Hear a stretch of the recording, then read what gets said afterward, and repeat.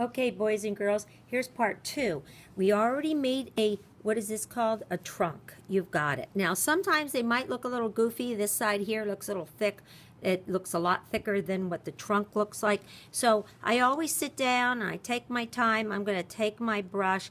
And if this happens to you where the top part looks a little thicker than the bottom, well, all you have to do is make that bottom a little thicker. Here I go. Instead of one line, I'm making 2. There we go. Pretty cool. Now, what I'm going to do is something that you're going to think is silly. I'm going to start making my branches and my limbs. Now, the limbs are the part that connects onto the trunk. So I'm going to actually, get ready, I'm flipping mine upside down. That's right. In fact, I'm going to flip this all over so you can see it a little differently. Here we go. Now, I'm going to take my brush, and I've got a very tiny brush, and I have a big brush. This one is a number 2, and this one is a number 0. The smaller, the less amount of bristles, the smaller number. There it is. It's a 0, and this one is a 2. It doesn't matter what color the handles are. That just means it's a different company.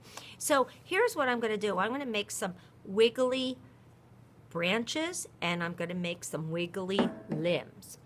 And it's best if you do it upside down.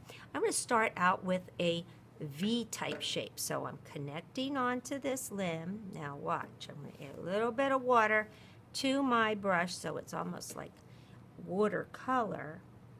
And here I go. I'm going to make a wavy line. There we go. And now I have a limb. It's connecting on. I'm going to make it a little bit bigger so possibly you can see a little better. There you go. Now I'm going to connect it again. And this time I'm going to make this Y go all the way to the top. Oftentimes I practice on my paper towel first, or I practice on the side of my paper. So I'm going to go this way, make a Y. It's almost a pressing down and then a lift. Okay. Now, once I have a limb, I'm going to do the same thing on this side. And some of the kids say to me, Mrs. DeLong, can I make more than just 2 limbs? Well, of course, you can make however many you want. Do they have to climb all the way past the top of the paper? No, but they can. Mrs. DeLong, can I have one going off to the side? Absolutely. So here I go. Now I've got some limbs. This is starting to look cool. Now I'm going to take my tinier brush. This one is the 0 brush. And I'm going to add, and it's always good to make your paint a little bit thinner. And I'm going to start making wiggly Ys.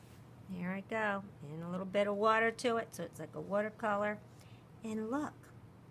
Tiny Ys. I'm making them wiggle everywhere. Why Ys? Why not? Here we go.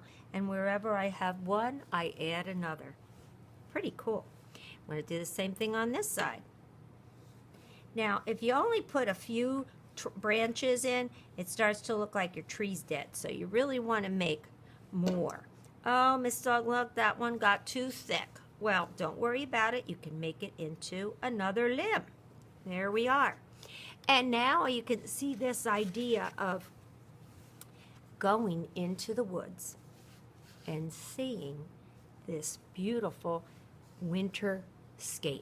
Now, let's get to work starting to add some ground, shall we? Here we go. I'm going to take my bigger brush. Here we are, my little flat brush. And I'm going to take some black, and I'm going to hold my paper down so it doesn't move. And I'm going to make some ground. Now, some boys and girls want to tap it like this, so some of it mixes with the blue. Or somebody said, can I just make it go right across? Sure. Make sure your trees connect, because we want it to look like you are walking and down this path high on top of a mountain, and you're looking down into the valley. There we go. Now, can you add anything else to your picture?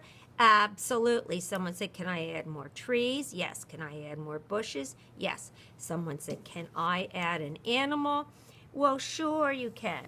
And I'm going to put an animal right here. If you're going to put any animals, boys and girls, always put them closer to you. Now, I just drew a little bunny that maybe you can't see, but I can. See that? I drew a little bunny.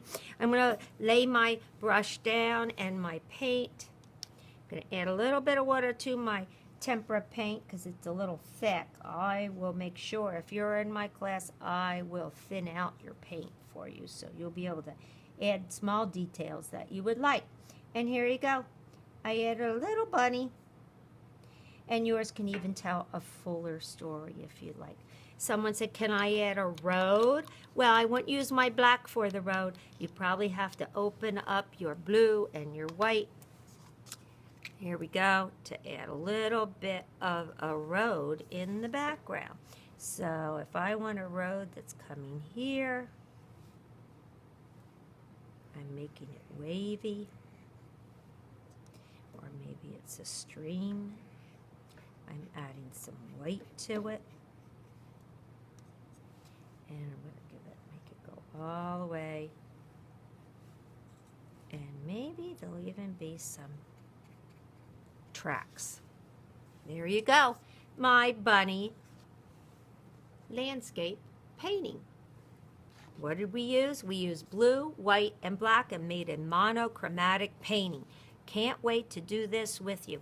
Somebody also said before I end up, they said, oh, can I make a fence? Absolutely. Maybe you'd like to go online or read a book and think of maybe some animals or creatures or maybe even a person that might be in your picture. Enjoy painting with your tempera paint.